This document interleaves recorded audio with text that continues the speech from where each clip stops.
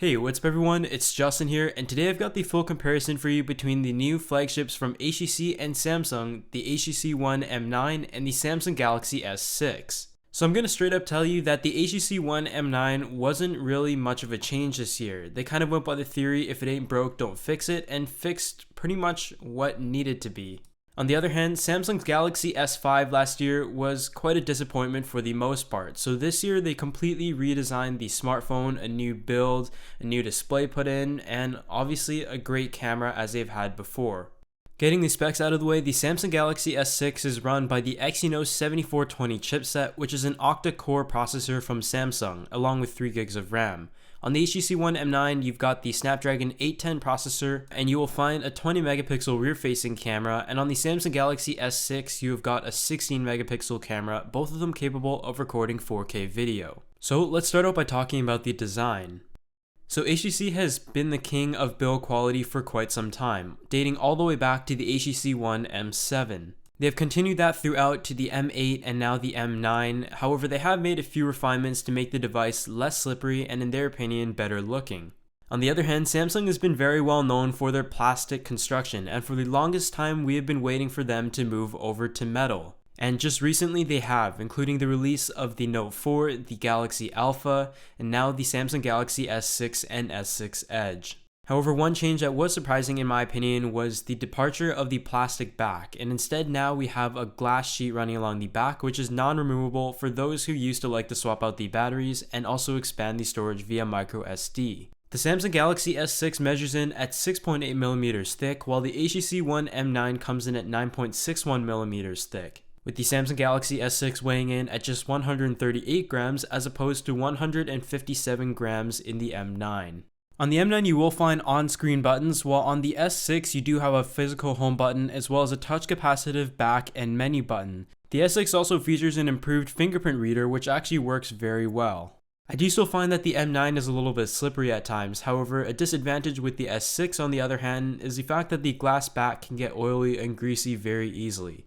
Both devices are available in 32GB variants, however the S6 is also available in 64 and 128GB options, however you are not able to expand the storage via micro SD, as opposed to the M9 which you can upgrade up to 128 gigs. So now let's move on to the display. The display on the Samsung Galaxy S6 is a 5.1-inch 2560 by 1440 resolution 577 ppi display. We kind of had a preview of that in the Samsung Galaxy Note 4, and we were pretty happy to see it here on the S6. It is absolutely gorgeous. On the other hand, the display on the M9 is pretty much untouched. HTC did not want to make the jump to a Quad HD display, probably because it does sacrifice battery life in some way. It features the same 5-inch 1920 by 1080 resolution 441 ppi display, which by no means is bad, but the Quad HD display just really gives you the wow factor. But I know a lot of people out there would prefer better battery life over a Quad HD display. But for the sake of making the M9 more of an upgrade, I thought it would have been nice if they did make the jump to QHD, now that many companies have started to make the leap in 2015.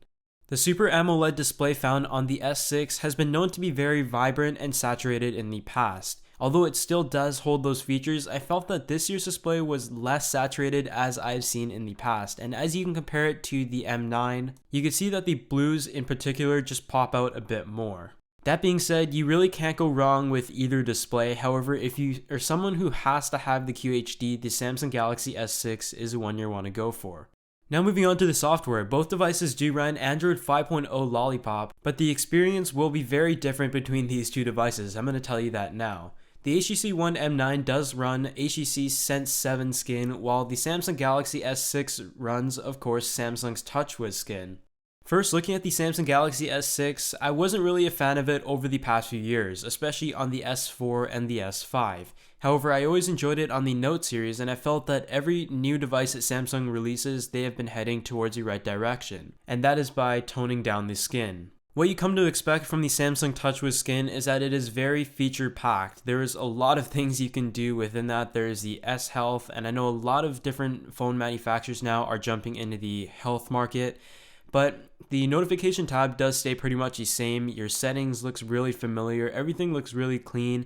And I feel like the TouchWiz on the S6 has a little bit of a flatter look compared to in the past. Towards the left, you do have the newsreader on the home screen, and that is powered by Flipboard. You can select your categories, and what you will see on the M9 in a second is Blink Feed. And personally, I'm a pretty big fan of the newsfeed since Flipboard is my default newsreader. As you would come to expect, the device is very responsive, and that is no surprise. In contrast to TouchWiz, I was a really big fan of HTC Sense ever since the M7. I literally fell in love with it right away. That being said, it is a much simpler interface, and some people may not like that. The biggest reason why I like HTC Sense is the fact that it has a nice visual interface going throughout. It has a very flat look, and they have also included many more customization options with themes in the Sense 7. The settings tab has pretty much stayed the same, and I'm a pretty big fan of the flat look once again. The HTC icons just all seem to look very nice. Really, the only thing I wasn't the biggest fan of is the app drawer. I kind of like to have the transparent look to it and also the horizontal scrolling. But I'm going to tell you, probably the biggest decision between these two phones is going to be the software, and I recommend you try out both before deciding which device you like. So it's time to talk about the camera on these two devices, and they are coming from very different directions. Samsung, I would say, has been the king of smartphone cameras, and year after year they deliver in terms of the quality, and the Note 4 was the greatest example as of late. On the other hand, HTC's camera has been a huge disappointment over the years, and the biggest update I think most people were waiting to see on the M9 was how the camera would do. But they have ditched the ultra pixel camera, moved it over to the front, and put in a 20 megapixel sensor on the back. The Samsung Galaxy S6 on the other hand has a 16 megapixel rear facing camera and a 5 megapixel front facing camera, and the photos and videos delivered from it are stunning. So from looking at the photos, I think it's pretty fair to say that the Samsung Galaxy S6 definitely takes the better photo. The HTC One M9 seemed to have troubles exposing the images. In some cases it was way overexposed, and in some cases it is somewhat underexposed. Another thing I noticed that was quite surprising when I first used the camera on the M9 was, despite that the fact that it has a 20 megapixel sensor, the photos do not look 20 megapixels whatsoever. You don't really get the crisp sharpness that you would expect. And that just comes to show that megapixels aren't everything. When it came to the front-facing camera, both of them did do a very good job. However, the Samsung Galaxy S6 does capture a wider field of view. When it comes to video, both these devices do record in 4K, and you will notice the optical image stabilization on the S6. Exposure seemed to be an issue on the M9 once again, as you can see, and for some reason the camera is far more zoomed in as to when you compare it to the S6, as these two smartphones were held together. So I think all of you would agree the Samsung Galaxy S6 definitely takes it for the camera. Now shifting over to a category that HTC is able to shine in is the speakers. Again, dating back to the M7, the boom sound speakers are probably one of the best features on the M9 and a huge selling point. As everyone knows, smartphone speakers suck, and HTC has been one of the few companies that has done it right over the past few years. Not only are they directly front-facing, but also with the software optimizations, it allows you to have a nice surround experience. Samsung in the past has had their speakers located in the back, but at least this time it is moving closer to the front, being placed on the bottom. So let's just give you a quick sound test.